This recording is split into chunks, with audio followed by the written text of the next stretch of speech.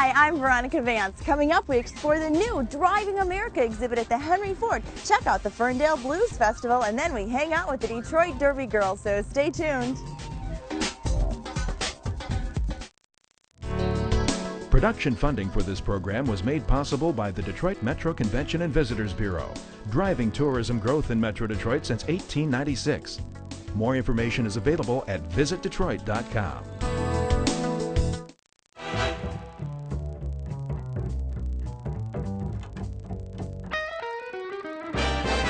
So the whole driving force behind Driving America, the exhibit at the Henry Ford Museum, is basically how we as consumers shape the automobile, what powers them, the roads that we drive, and essentially the way that we live.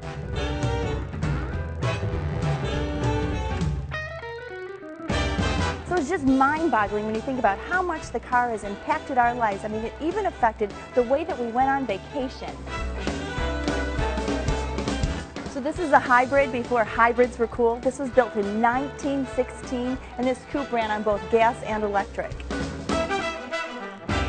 Driving America is an all-new exhibition, and it takes one of America's premier automobile collection, really the world's premier automobile collections, and takes a whole new look at it. Really what has driven the automobile in America is, well, us, the users, the consumers, and this exhibit takes a look at 20 different ways that people have really affected the automobile market. It's 80,000 square feet. We brought out some cars that have never been on display before, some cars that have not been on display in years and years, to really put together an all-new look at, well, what's become a part of American life, the automobile. You know, technology plays a huge part of this exhibit. So we've got these all-new interactive kiosks, 18 of them throughout the exhibit, where you can not only look at the stuff on display, but you can look at parts of our collection that have been in storage forever that you haven't been able to access in the past.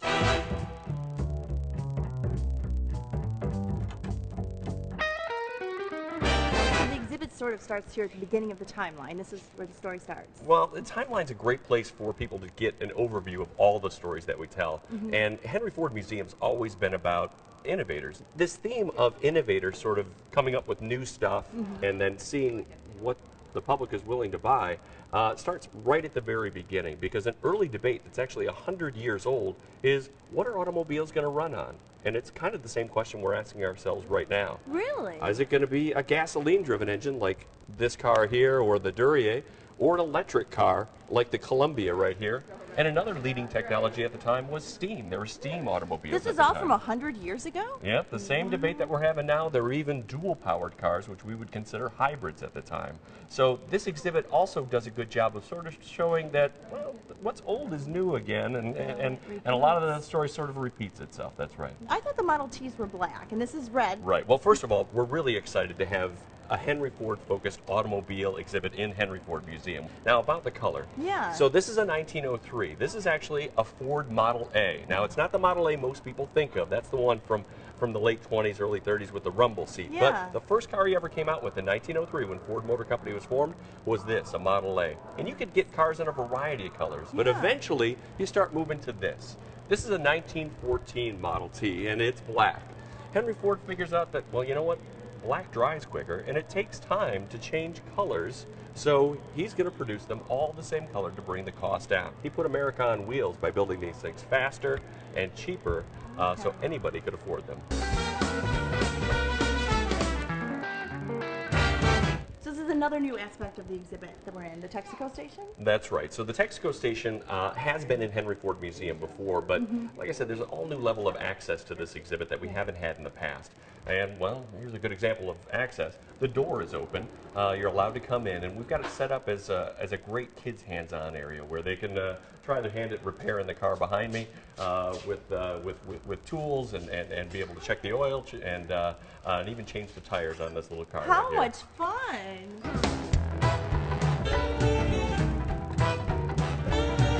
So I think this is one of the neatest features. Lammy's is now open for business. That's right. You know, I got to tell you a personal story here. I started working here 15 years ago, and I used to work inside there as a historical presenter. And people used to walk in every day and say, "Can I get a cup of coffee?" Yeah. And I'd have to say no. But now, finally, we can say yes. And again, touches to how Driving America is so much more accessible. Hopefully, we're making a new tradition for people who visit Henry Ford Museum. Typical diner fare. You can get a sandwich, or you can go ahead and get a slice of pie. We've got donuts, coffee, and this atmosphere has been very popular for all of our guests. So much fun. Well, you know what, Tom, on that note, I think I'm going to grab a cup of coffee, then I'm going to go explore some more of my own. All right, Veronica, enjoy. Thank you. All right. Well, what I have here is from the Lammy's dinner menu. This is Diner Lingo from 1946, and I think what I want is a Sinker and Suds. Okay. And I know he doesn't want me to be a George Eddy, which is a customer who does not tip, right? Perfect. So anytime I ever go to a car event, one of my favorite cars to see is a 1965 Mustang. But this one right here, the first one built ever, right here. So we still see the big yellow school buses today that say Bluebird. Well, this is #1, the actual first one ever built in 1927. And this museum's really fun for little kids too. We've got interactive exhibits. They happen once a month on Macy Mondays. So how do you like the new Driving America exhibit at the Henry Ford? It's great. It's very hands-on, and it's just it's great for the kids and for families. You've got your kids out there playing? Yeah, my kids are loving it. Yeah. All 3 of them.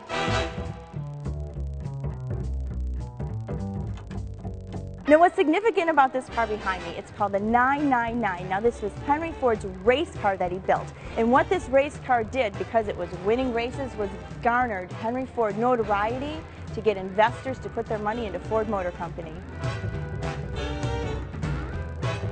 We've got this new 100-seat theater here, Driving America, with a film dedicated just to hearing our stories of, again, how we shaped the automobile culture.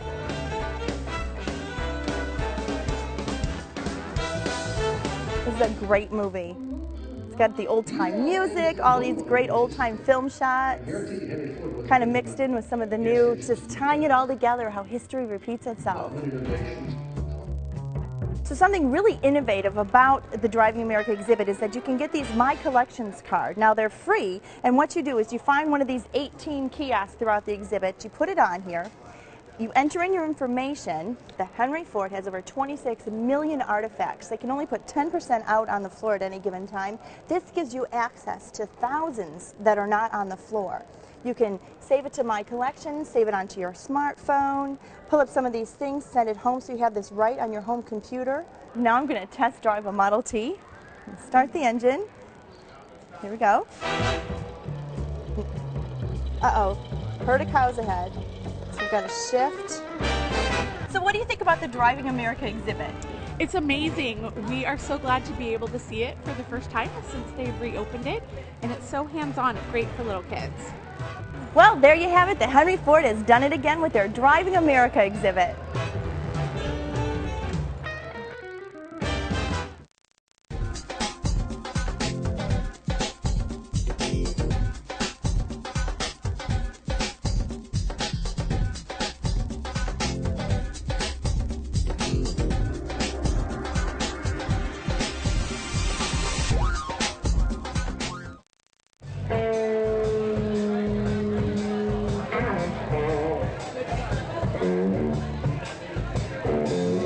Hey, the temperature may be cool outside, but so are the blues, and I'm in downtown Ferndale for their annual Blues Festival, right at the crossroads of Woodward and 9 Mile. You can hear all kinds of great music in their restaurants and bars. Blues are everywhere. They're even here in the rec center.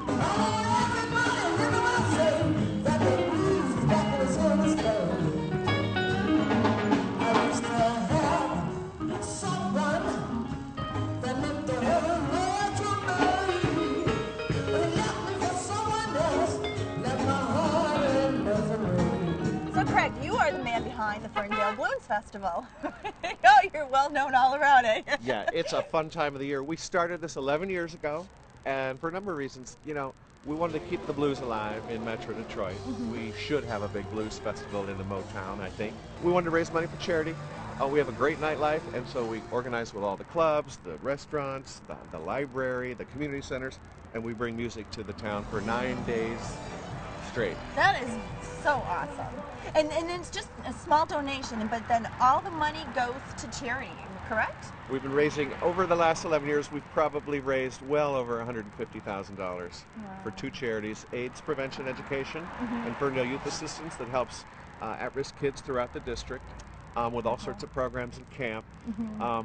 But it's also cool, I think it's cool for the residents and the visitors who come here, because you've been cooped up in the house all winter long, and it's a time that you can get out of the house. It's cold outside, but it's warm inside the clubs, and we usually bring some pretty amazing music. I'm always pleased, and sometimes I find myself just sitting there letting the music wash over me, and I'm just saying, this is totally cool.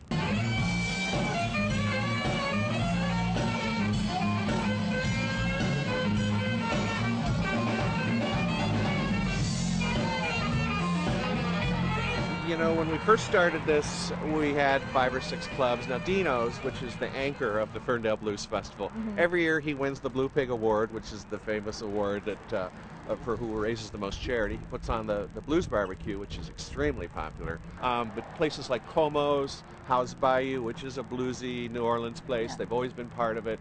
And then this year we got a club over in Hazel Park, our sister city to the east. Max Dugan's is holding a bunch of concerts.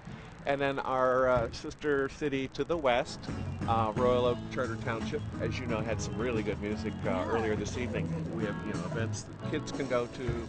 There's brunches, there's jazz, there's even 80s and disco music. There's really something for everyone, and that's all about Ferndale and our region, is it's diverse. So whatever you like, you'll find it. You come down and maybe you get something to eat and you listen to some really good music. And the best of all are the people. We have warm, friendly people here, and everyone gets along. All right, well, sounds like they're getting ready to jam in there. Should we go check them out? Let's boogie. All right. All right.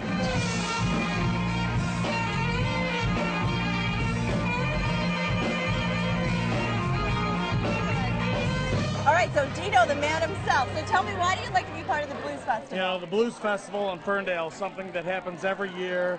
It's now the Blues and Music Festival, so that we're getting involved with other genres of music. We're having a good time with it. Do your customers really appreciate it? We have 9 nights in a row of live music. Wow. They really appreciate it. It's something that we do to try to be part of the community, give back to the community. We pay for the bands. We ask for donations. Come down to the Ferndale Blues and Music Festival. Have a good time here. There's a lot going on all over town. Have a good time. He's a big blues fan, so we tried to find some bars down here to come and enjoy the festivities. You got to support the Blues Society because it's a great community. We love it. We love the music. Enjoy the show. Go Blues! We're looking for something to do and came across all the blues bands are having plans. So we've been here for dinner before, decided to come back and hear the music. All right, well, enjoy the show. Woo! That was really cool. Now I'm off to another place.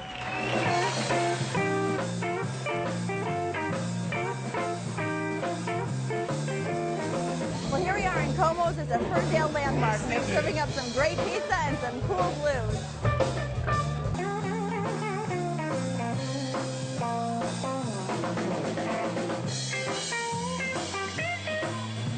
It's exciting to have this going on in here. Yes, it is. This time of the year, it's a plus. Yeah.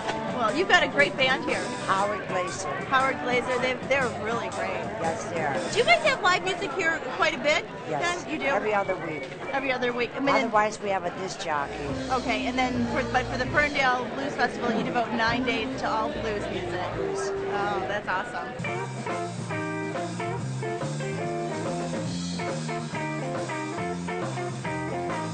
Well, we've just given you a small taste of what the Ferndale Blues Festival is all about, but if you've missed something, you've got 9 days and over 20 venues to get out and experience this great music. Plus, it's a great way to beat the winter blues and experience the bright lights in the big city.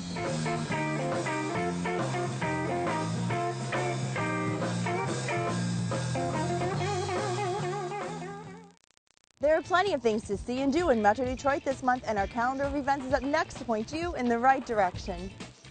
See the comedy Love, Loss, and What I Wore at the Gym. Then donate a can of food for admission to the Winter Blast. Food fans will enjoy an evening with Anthony Bourdain and Eric Repair. And sports fans will be crazy about Sports Fest. Catch the feel-good love story Rock of Ages at the Fisher, and the Glass Academy is having a Mardi Gras celebration.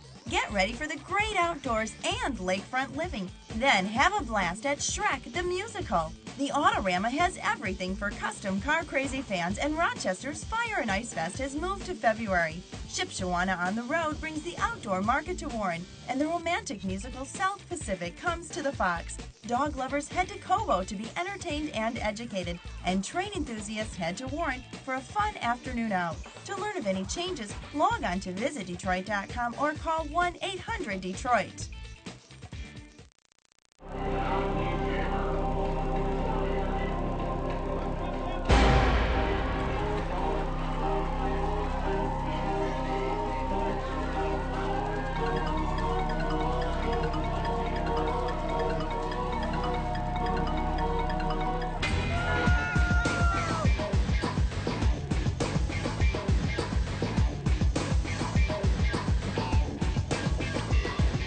I'm inside the Masonic Temple at a real live roller derby. I'm watching the Detroit Derby girls, and they are jamming to sellout crowds, and this place is just roaring with excitement.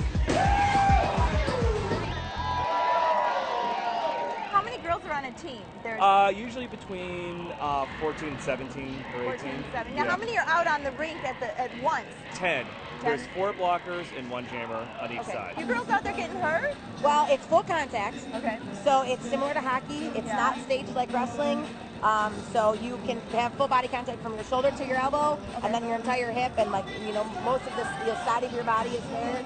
What you won't see, or you'll see get called as penalties, are back blocks, right? So there's no frontward to backward movement of me shoving an opponent in the back, or obviously tripping. The dangerous things, and that's why the elbows, obviously we don't elbow to the face, high blocking with the head, stuff like that. Those are things that you'll see get called as a penalty. We have 7 referees out on the track at one time during the game, all watching different people in different packs, or the jammer, the person that's scoring, different things. So you'll see them whistle, blow them off. They go to the penalty box for 1 minute. And if you continue to go to the box for 7 turns, you're ejected. You don't get to skate the game anymore. Now, have you ever had any injuries yourself? I did. I actually broke my ankle about a year and a half ago, and then ended up in the hospital for 6 days with blood clots in both lungs. Oh my. So that was not good. But you're back for more. I'm back for more. Yeah. How many teams are there in Detroit? We have 5 league teams. Then we also have 3 pretty much all-star teams. Our A team plays pretty much all around the country. They're nationally ranked. Every year, there's the regional tournament, and that's pretty much the entire Midwest. The top 3 will go play in the national tournament. Then we also have a JV team, which will play a 5-6 hour drive, like Cincinnati, Pittsburgh, Indianapolis, cities like that. Then we also have a C-level team, which is kind of for the newer girls, and they'll play a couple hour drive, Grand Rapids, Flint, Lansing.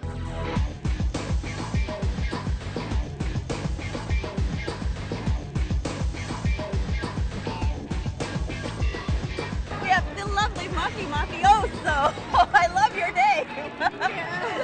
So tell me what inspired you to become a Detroit Derby girl? Well, it was a long time ago. This is my 4th season, and I'm a librarian. I work for Detroit Public Library, and I came with a librarian friend. I knew I had to sign up, so I did. I signed up. I went to boot camp. I got drafted, and it's been that way for the past 4 seasons. What is this boot camp I'm hearing about?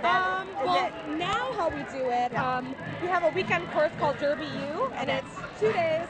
You kind of learn a little bit more about the league, you learn some basic skating, and kind of get a feel for what it's all about. So once you complete that, then you can try out. Try out basic skating skills, and then from there, you're in an 8 to 12 week boot camp program, and you're deemed fresh meat. And then you are re-skills tested with your Derby skills, and you become a rookie, and you're drafted to a home team. We do Derby U twice a year, and then we hold our official tryouts in the summertime around July-ish. I'm going to tell you what else really adds to the fun is hearing the announcer announce these crazy names. We've got Vicious Vixen, Real Loudspice, Mean Josie Green. It just adds to the excitement. Looks like we've got a major call on to Dizzy Divine there. Racer McChaser makes her way out of the back. She picks up 5 more points for the Grand Prix Madonnas. Where do you come up with your names? Usually there's just a general list when new girls join. Yeah. And there'll be some just ones floating out there that if somebody can't think of one, they come up with that. A lot of them are related to people's jobs or have their own name in it. Jen and Tonic, obviously her real name is Jen, so she just went with Jen and Tonic and made a little twist on it. My derby name is Formosa Fury, and it's actually because my family's from Taiwan, so that's the former name of Taiwan. My brother actually came up with it. One day my brother and his wife were very bored, I think, and they came up with about 15 different names of everything under the sun. And so that's the one I actually chose. And they've got halftime entertainment too. Picked up a notch as everything else here.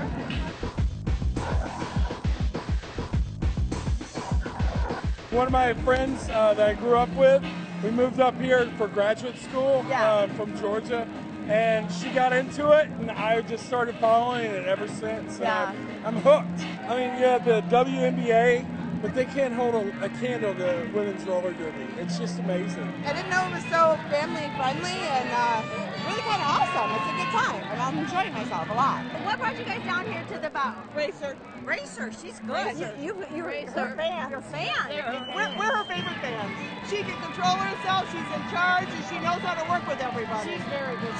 She just got 1,000 points. So she got you guys hooked on the sport in general? Absolutely. If I was 20 years younger, I'd be out there myself. Out of the 40, 32 of the women are college-educated, professional women, and they're doctors and lawyers. Racer's a lawyer. I love it.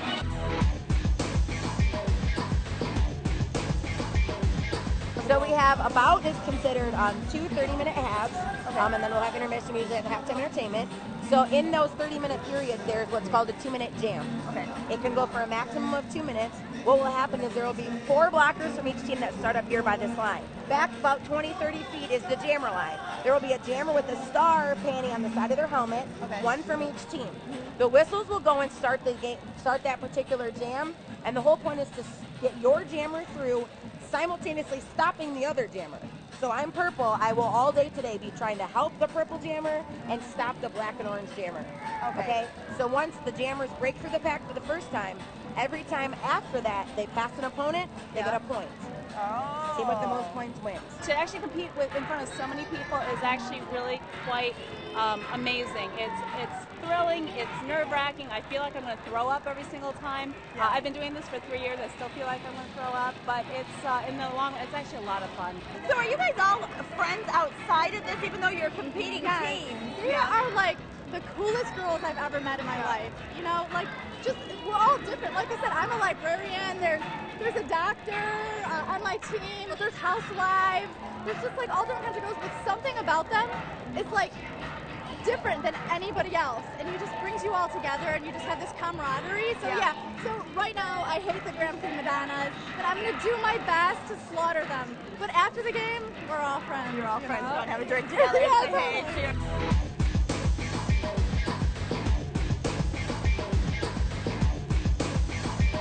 Now they're signing autographs for the fans, big and small.